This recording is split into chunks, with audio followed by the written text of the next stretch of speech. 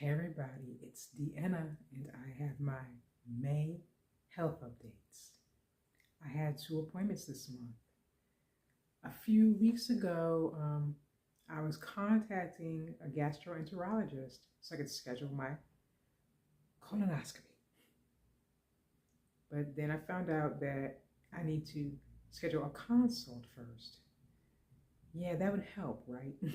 Can't schedule it through my chart because I'm not an established patient for gastroenterology. So I had to call. I think I called one number. Then they had me call another number. The number asked I wanted to be added to the hold queue, so I pushed yes. And they called me back maybe a half an hour to an hour later. And the woman kept putting me on hold. I had been on hold for 10. No. So she calls me back an hour later. I'm thinking about the other appointment I had to schedule through them. So she called me about an hour later, and she kept putting me on hold.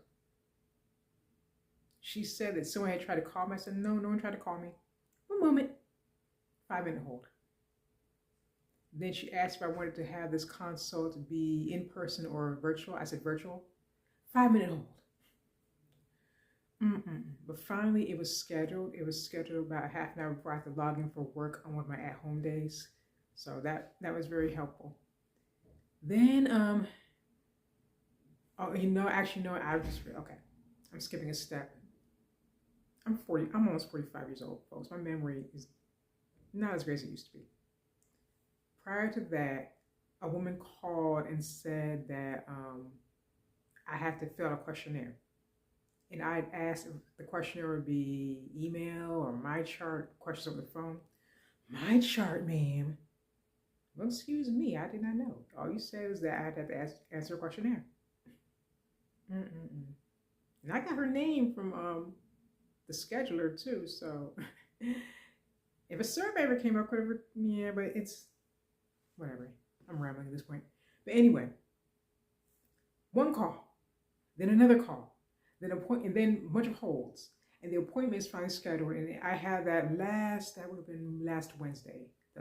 What was last Wednesday? The 6th. And that was they had someone call prior. I'm freaking out there. Oh, they better not cancel this appointment. There was a nurse doing my vitals over the phone. Then I logged into the virtual waiting room. And though I logged in 15 minutes early, and I had to switch browsers. I was using Firefox at first, but then it said to use Chrome instead. So I switched to Chrome. And I'm waiting. And then 8:30, which is the time comes. I'm waiting. The PA logged in about 10 minutes after the appointment time. It was really quick, maybe about 10 minutes, if that. Asking me screening questions, asking if it was my first colonoscopy. Yes, it will be. And that was it. And she told me about it. And she said it also be sent via my chart, all the directions via my chart, and that I drink something prior to the procedure. And I want to schedule for July because that's one, more open for me, and two, it's my last month before my insurance resets, so I want to get all my appointments done as soon as possible. But she said they'd call me. I have not heard back, so I'm going to have to call them and be put on hold again. Lord have mercy. Wish I could do this via my chart, via their scheduler, but what can you do, right? So I'm inching closer to getting that scheduled and inching closer to having that done. And when that time comes, I will keep you all posted. So today I had my 3-month follow-up with the primary care doctor regarding my blood pressure and my type 2 diabetes. And as with everything, good news comes with bad. I had arrived very early. I arrived to the area very early. I think I arrived to the area 10:15. My appointment was at 11. So I had time to go to the bank, and I took my time walking over there. It's a 10-minute walk. I took the scenic route. I walked on a quiet side street, and by the time I arrived, it was time to check in. So I checked in, And then I waited, and maybe about 15 to 20 minutes after I arrived, a young woman nurse called me in, Ms. Howard, and I followed her. Very, very young, very sweet, young black woman. I would say maybe mid to late 20s. Seemed also to be new. I got a vibe she was new to nursing. And she was very, very sweet. And she asked me all my vitals. And this is the first time I remember being asked this question. Are you exposed to secondhand smoke? No, in this building, yes. As I mentioned in a previous video, which I have not finished editing yet, but will be posting before this one, I live in a building where most of the people smoke. And the smoke wafts into my unit. Can't open the window because the smoke, they stay outside smoking. It comes in through the window. Can't keep the window closed because the smoke comes in regardless. And it's like, if I get cancer because of these assholes smoking in the building or smoking near the building. Anyway, rambling. So I answer, I live in a building with smoke. I live in an apartment building where people smoke. So the answer is yes, I'm sorry about that. I said, thank you. Yeah, I have to move. I can't, this place is sucking my soul dry, I swear. This place is so, it takes its toll on my psyche living here. It's poorly managed. It is a mess. It has a lot of problems, a lot of issues. And I've been here way too long. I've lived here 7 years. Not intentionally, folks, not intentionally, but in this economy. Anyway, so she said that the doctor would come see me in a moment. But then a few minutes later, she comes back and she said that the doctor wanted to do my, have my A1C done before I meet with her. So I had to do the finger prick, which my finger's still bandaged from that. And as I mentioned, this nurse seemed very new. She was nervous and she kept changing her gloves multiple times. And when she finally got the sample, the blood sample, and she went to bandage my finger the first time, it was clunky and lopsided. So I thought it was a little thick. She put gauze on it at first. And I mentioned it being thick, so she redid it, and it was less thick. But it was like I still had a lot of blood oozing from my finger. And I didn't want to walk around with a bloody finger that, has blood coming out of the bandage. Ugh. So later, near the end of the appointment, I did have her change it. So it's fine, like a simple bandage, nothing oozing out, and it's fine. I think she's just very new, inexperienced, and when she's more comfortable in the role, she'll be a great nurse. And I made sure to ask her name because they always send service at the end of these appointments, and I made sure to get her name so I can say good words about her. So the doctor comes, and she gave me the good news. My A1C is steady, thank the universe. And she says that my blood sugar level is practically that of someone who is not diabetic.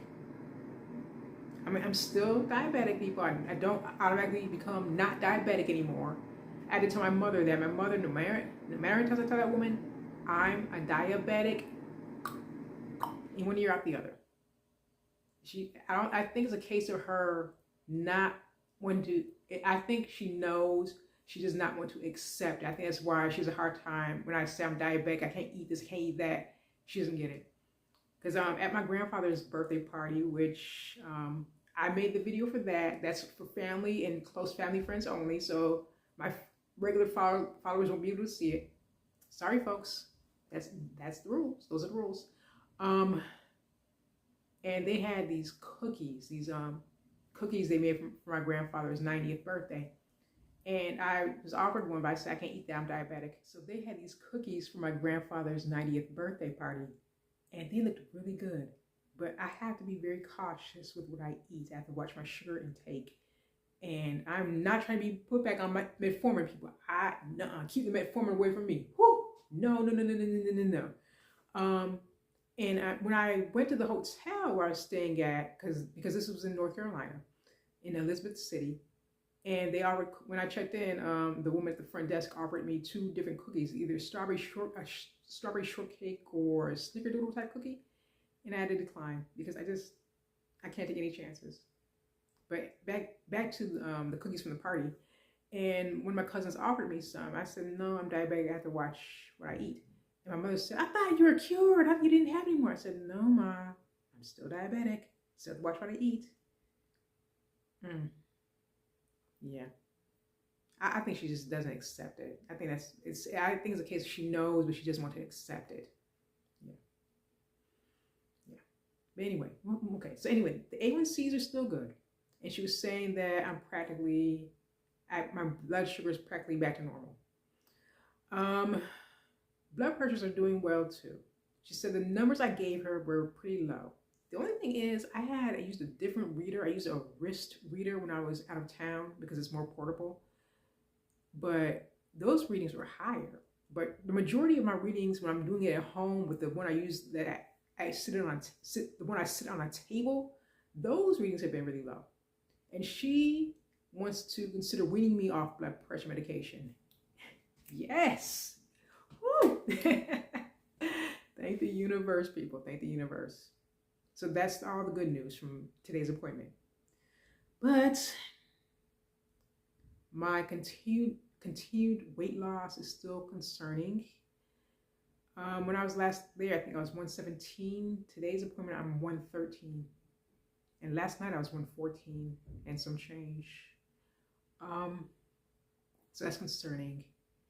And I also mentioned that I had a lump grow above my belly button that she thinks maybe some weird kind of hernia. And because there's still so many unanswered questions as to why I'm having all these struggles, she had me do a battery of tests of blood work, or so I thought, just blood work. And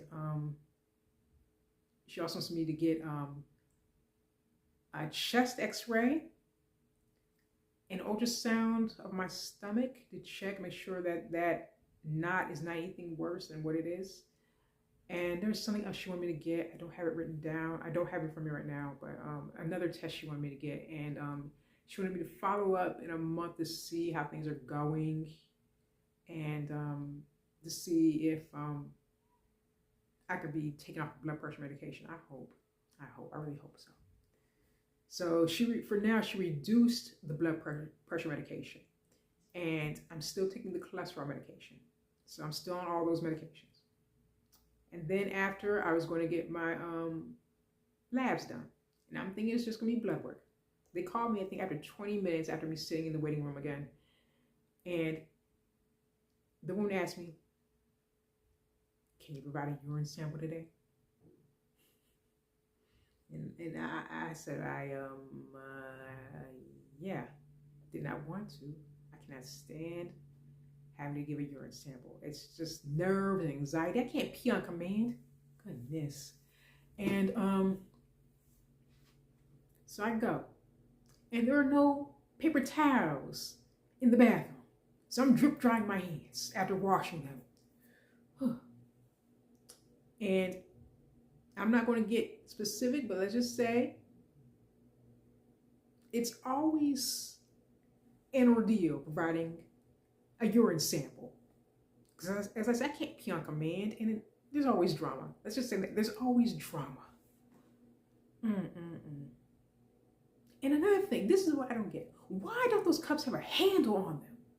Like have it, you know how a measuring cup's shaped. Why isn't it like that? It'd be so much easier if it's shaped like that. It'd be so much easier to hold if it's shaped like that. But they just want to make things as inconvenient as possible. So I managed to provide something. Wash my hands, drip them dry again. When I went back to get my blood drawn, they did let me use their paper towels in their lab. And then after all that, she tells me, we can't use your sample. You need to drink more water and provide more of a sample. No. You're getting all the pee that you can get from me. You're getting all the pee you can get from me, because I'm not going through that again. No. And I said, can I reschedule for another day? I filled up, I didn't fill it up, but it was very close to a full cup. So how the hell is that not enough urine for you? And if you needed more, why didn't you tell me before? You just told me to take a cup and fill a cup. Oh God, I just. Anyway. And I heard her asking her colleague questions like, have you ever seen this before? And I haven't seen this before. I'm thinking in my head, that's not good. Lord have mercy. Why do they make things more complicated than they need to be? Anyway. So I get my blood drawn. So I've got my finger prick from earlier and my blood was drawn. Lordy. And I went from being so relaxed and very calm and cool. Oh, before I jump ahead, she said that, first she said she wasn't going to, they're going to reject that sample. But then she was saying they're going to consider it. But if it does not show up as one of the test results, I do have to come back and give a urine sample. Whatever. Lord have mercy. Oh, another thing I forgot to mention, that the doctor, because she said she even wanted to give me an HIV test. But I was freaked out about that because I've never been sexually active. Yeah, I admit I've never been sexually active. I've never done drugs or shared needles or anything like that. I've not had a blood transfusion. So,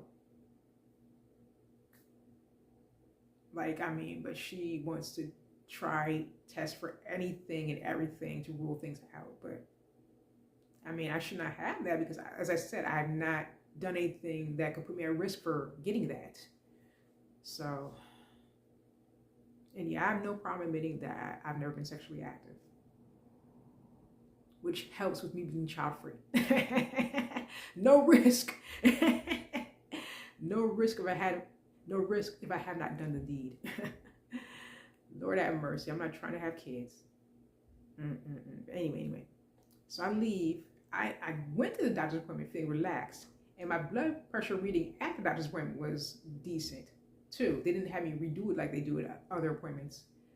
But I left that appointment so stressed because it's just like, goodness, oh God. And as soon as I left, I took out a breakfast bar that I had in my purse and ate that to break my fast. And then I'm trying to cross this pedestrian crosswalk, and this fool didn't wait for me to finish crossing. I stopped in the middle of the crosswalk. I said, wait, do you not see me walking here? Goodness. And I'm walking, fist clenched, my mouth is tense. And this white guy's walking too close to me. I said, why is this white man so close to me? Oh, I was in the mood. And after my appointment, I was going to the Eden Center, which is a strip mall of all these different Asian shops and restaurants, because there's a place I heard about called Banh Mi Oi, and that would have been perfect to get to break my fast. Because the breakfast bar was okay to, get something in my system, but I needed food. I needed real food. So when I get to the center, the Eden Center, this woman, again, it's like, goodness, this woman didn't wait for me to cross. And when I said, wait, and I'm gesturing like this and looking at her and it's like she saw through me. It's like she wasn't even looking at me. I was not happy about that. Ooh, and I was so mad. I'm thinking, I'm glad I had my appointment already because my blood pressure, my anxiety would have been, whew. My goodness. But I said, let me calm down for a moment because I don't want to bring my negative energy into this restaurant. And I'm walking around all over the place trying to find it, not realizing that it was I went inside. They have this stretch, all these shops. They're lined up in an array. And I kept looking at the map trying to figure out where this place was. And finally I realized it was not in that area. It was an outside place with its own entrance and exit. But it didn't say what specific unit, because it gave a number, a building number, but not a sub-unit for it. But I found it, I waited maybe about a half an hour for my order. And at first, when I got the line, I had to let a woman go ahead of me because I could not find my wallet. Here we go again. This happened before, back in February when I was rushing to get to my gynecologist appointment. And I'm just sitting there pulling stuff out of my purse, where is this? I had it earlier, where did it go? And I found it, buried. I don't know how I felt about my purse, but it did, whatever. Found it. So now I made my order. I ordered 2 different banh mi, 1 chicken one and 1 tofu one. 1 for today and 1 for tomorrow. And maybe I was there maybe about half an hour total. and they were packed and busy. It's not a place that they have chairs, but it's not really a place to sit and get comfortable and eat. It's really grab and go because it's really small and tiny. And I'm not one of those people who likes being around a bunch of people. And the young woman who was at the counter, she did so well. She was switching back and forth between English and Vietnamese, not missing a beat. She was getting people's orders out. She was calling numbers and getting the people in and out, in and out, in and out. Yeah. And then I get notification that my prescription was ready for pickup because the prescription had been reduced to a lower dosage for my blood pressure medication. And I had to ride this bus. Oh, the bus is so raggedy. Whew. This group of kids boarded, and this one teenage boy was hunkering in the aisle, leaning in the aisle. He keeps doing this with his hair. Let me do this. He keeps doing this with his hair.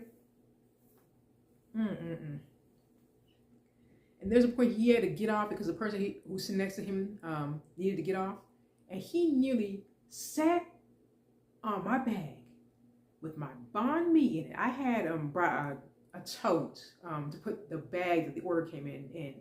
And I grabbed that thing immediately because I'm not trying to have that boy sit on my stuff. Ugh. The last thing I need is for my Banh Mi to taste like someone's unwashed ass. Ugh. Ugh. Anyway. So I take all these buses and I go to the pharmacy and I go to get my prescription. They have a new setup where instead of saying our names and information at the counter, we input it in this tablet that's now at the register. And I did. And she had to call it was like a young, looked like a teenager, early 20s, if that. And then she had to call the pharmacist because they said, "Do you realize that this is lower dose?" I said, "Yes, I do." Oh, okay, so that's done. And then I pay for the order. And then the young woman says, "It didn't print a receipt." And then she had to call the pharmacist again. So I'm pulling my phone. I'm looking. I got it via email. I let her know, you got it via email, don't need to print it out. I got it via email, you don't need to print it out. My goodness gracious. And then I did some shopping. I saw a few things. I've been at CVS a lot lately. And there were two things I kept seeing: a purple shirt and a mug that says "Tired but Trying." And I didn't buy them at any of my visits because I figured I don't have the money, I don't need this, that. But the fact I kept seeing them there as if they'd never been touched, never been moved, I said I might as well get it. It's a sign. Yeah, I know, I need to save my money more, but I did. I especially wanted that mug. I really wanted that mug because that's who I am right now. Tired but trying, dealing with so much in life, having a lot of stuff thrown my way, but I'm still trying. I'm still going at it. And that's what came up at my appointment earlier. I forgot to mention. There are a few things I forgot to mention because I mentioned I don't sleep well during the week. On average, I get 2 to 5 hours a night during the weekdays, and 7 to 8 hours on the weekends, a day on the weekends. And she said, the doctor asked, "Why are you not sleeping?" And to sum it up, I said insomnia. But the truth is, there's only so much time in a day. And I only have so much time to myself. I live alone, but my time is not really mine. And I have a job that involves a lot of grunt work. And since I live alone, all the cleaning and the cooking are on me. And I'm dealing with a lot of noise and chaos and nonsense. And a lot of times I want to put my headphones on, tune out, watch my TV shows, look at stuff on my phone, all the things that I just have so little time to do. And that's why I find myself staying up late and taking sleep for myself because I know it's not healthy. I know it's not okay. But it is what it is. But yeah, to go from having good news that I've been doing well with my A1C, I've been doing well with managing my diabetes, that I've been doing well with my blood pressures and eating healthier. And I've been getting up to go for walks now that the weather has warmed up. I'm doing this gesture because it's been up and down, cold some days and warm the next. The weather has been really weird. I've been doing things to keep myself healthier, but there's still other things that need to be fixed and need to be healed. And that banh mi I got, it survived my trip to the pharmacy and back home. And I had the chicken one today. It was so good. Oh my God, people. The bread was so crusty. There's a great meat and vegetable filling ratio to the bread. The meat was seasoned nicely. It was cooked well. Definitely want to go back. But let me hold off before I give a full verdict because I need to try the tofu one. I'll do that tomorrow. But yeah, glad I went. It was worth the wait. Worth the wait. Oh, another thing I wanted to bring up. The young nurse I had at today's appointment, she did something that made me very happy. She called me ma'am. I'm so used to be called sweetie and honey and dear like I'm a child, but she called me ma'am. I love being respected for being the middle-aged woman that I am. Because I'm used to people thinking I'm much younger than I am and not respecting me because of that. But that made a world of difference, and that's why I wanted her name, because I like giving people reviews. When they send surveys, I like giving people good reviews when I can. I really appreciated that. So yeah, the doctor wants me to follow her in a month, but I'm not going to get all those appointments done in a month. There are lots of all those other tests and things I need to get done. So I'll probably have that done, schedule those, maybe schedule with her for July. I have another trip out of town next month. That's all I'm going to say about that. I will not reveal any more until that time comes. But yeah.